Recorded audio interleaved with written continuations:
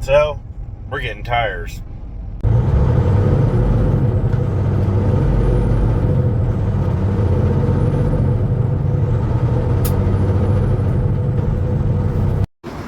So we got them in the truck. I'll talk about these when I get home.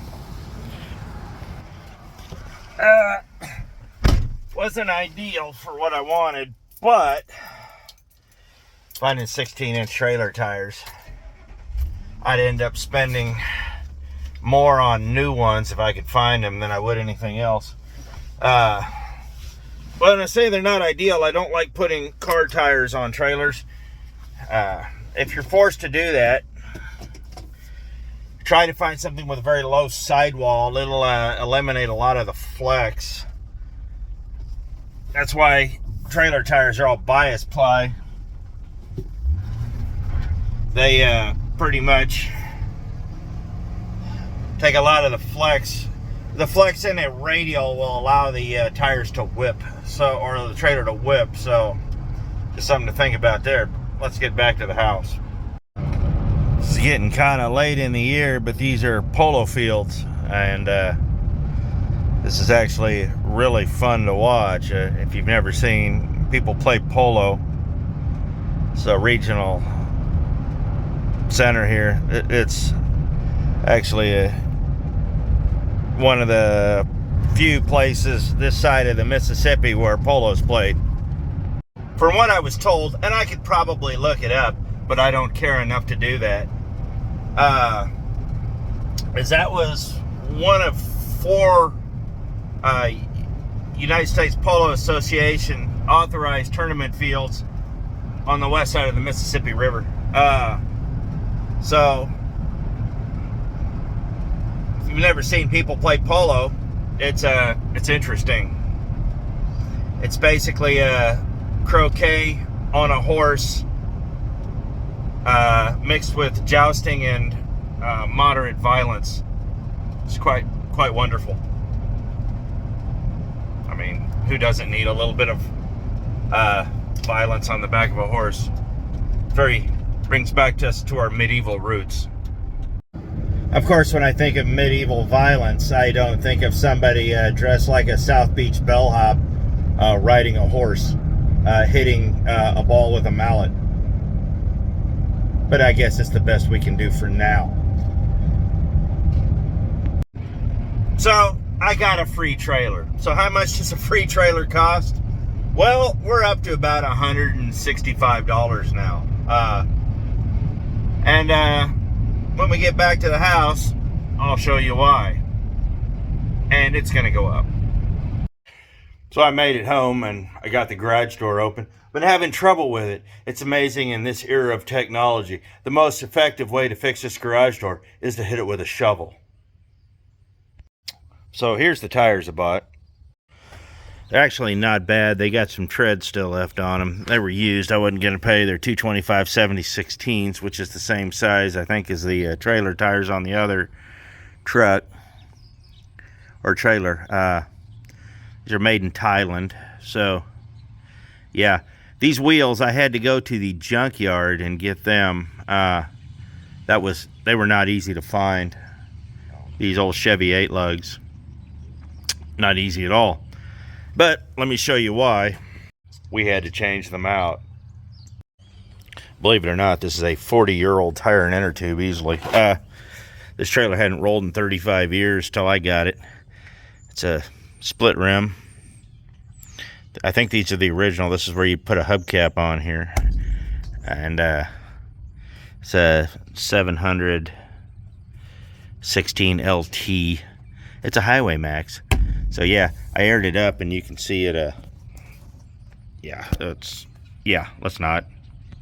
I was shocked that it held air. I didn't know if it was holding air, if it was just so hard it wouldn't go flat. But the way it started splitting out, there was a lot of consternation driving it home. I'm not even gonna lie about that. This one wouldn't even take it at all, any air at all. The only reason this one's back on was because I needed, that rim had a tire on it, that didn't, so I just wanted to get rid of the tires. So I got those put on that, and I got the spare rim somewhere. So I'm gonna swap these out and and then I'll show you what the plans are for the rest of it.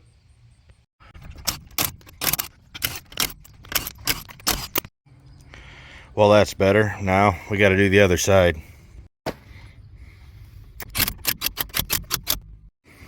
So now that that's completed, let me show you what we're dealing with here. This is the electrical plug-in right here. I have never seen this before. It's obviously very old. It was something they were probably doing back in the 80s or early 90s. It's a 4-pin. But I don't know. I'm going to have to see how it's routed. But truthfully, I'm probably going to cut all of this out and start over. I don't know if I'm going to try to hook I was thinking about trying to hook a regular flat 4 to this and see what happens. But they make trailer light wiring kits so cheap now that I don't know if it would actually be cheaper for me to just rewire the whole thing with a prefab kit, or it's 4 wires. I could actually build the whole thing myself. But either way, that's got to go. Part of why I really like this trailer is this. This is really well done, and it works well. I do need to put a foot on there, though. But I'm thinking about taking a foot off an old load lock and putting it on there. It will probably work. I like the metal bed. You can see how high the dirt was, and it sat. And like I said, it was up this high, just the dirt itself. That's why this looks like it is. But truthfully, that isn't as bad as I thought it would be. It's better than the other truck. The other trailer has a wood floor under that, and it's just spongy as all get out. And this is a lot better than I thought it would be. But that's got a plastic liner in it, so it kind of does what it's supposed to do. But I'm not sure whether I'm going to turn this into another, just keep it as a trailer, or whether I'm going to try to find a truck to put it on, or just sell it outright. It's in really good shape. It's got one flaw, and it's right here. Stuff like this is pretty par for the course this year. Guys just back into things. I think that's the original taillight, and I think that's an AutoZone special. But either way, they'll both clean up. I was debating on whether to put the tailgate off that one on this one. I'm not sure yet. It doesn't have a rear bumper, and there's a real reason why. Back when these trucks were made, especially this one being a heavy-duty 3/4 ton, bumpers were an option. So that's why you see a lot of older trucks with bumpers that have the dealer's name on the back.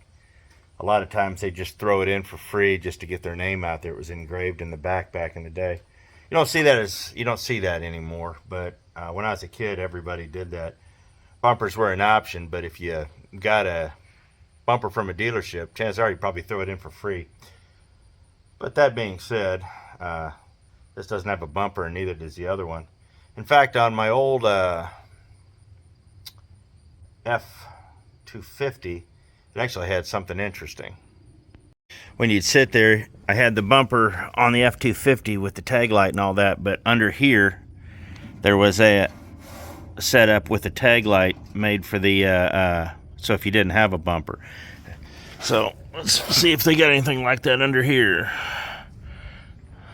They do not. But, well, this is the end of that, so this is all chewed up, so I guess all the electrical's coming out anyways. So, yeah, that's a mess. So let's go look at these tires and give you a better idea of what we're dealing with here.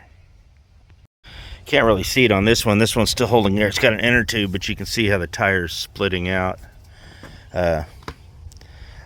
This was a very long 25 miles ride home on this.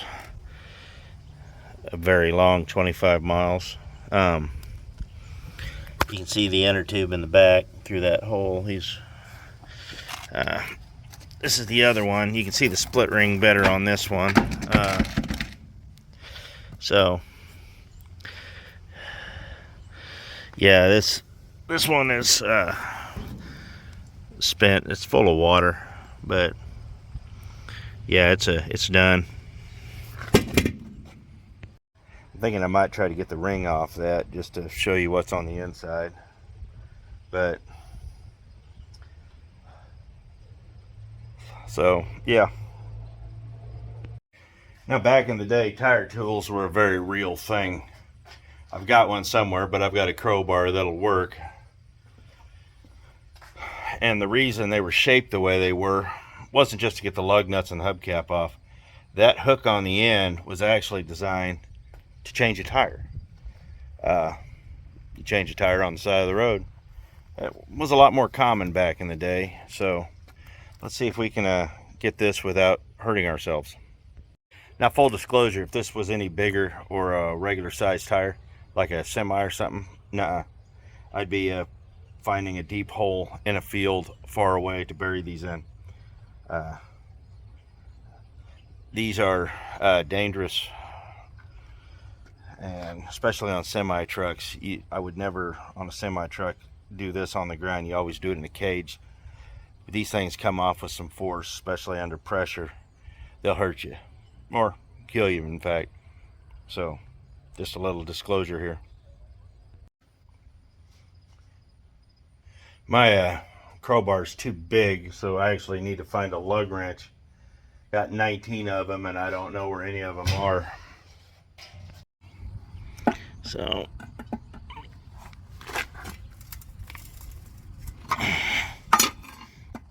let's see. I just saw that crack, so let's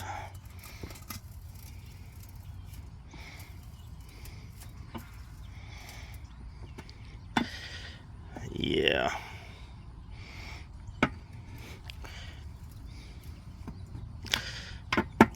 That's just started bending. These are sealed, so either gonna have to beat them off with a hammer or not.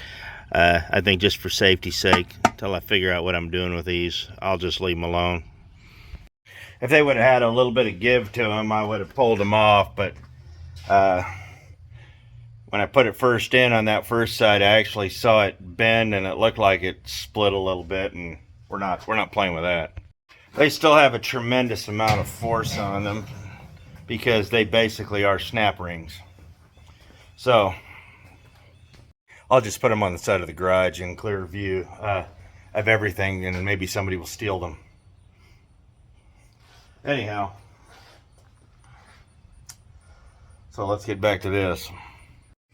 So at this point, my free trailer is up to $165. I'm gonna go have to price out a shadows here. I'm gonna have to go price out a wiring kit. I'm half tempted just to make it myself, the whole kit, if I can't find a good one.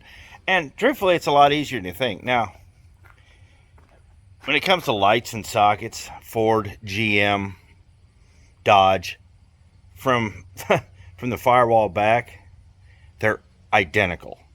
You got reverse lights, they've got brake and tail lights. That's why you can take the factory wiring harness on any of these trucks. If you cut it right there, you can put a 4-pin plug or a 7-pin plug, and it'll work just the same. That's something important to remember. So if you don't have a wiring schematic to one of these Chevy trucks, but you got one that's a little newer, same harness, 70s, 80s, before computers. You had your park lights, you had your brake lights, you had your reverse lights, and you had your turn signals. And so that is that'll make it easier with that.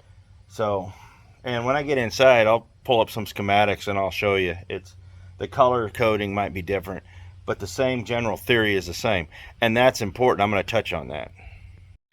So what do I mean by theory? Everything has a theory. Automotive theory, wiring theory.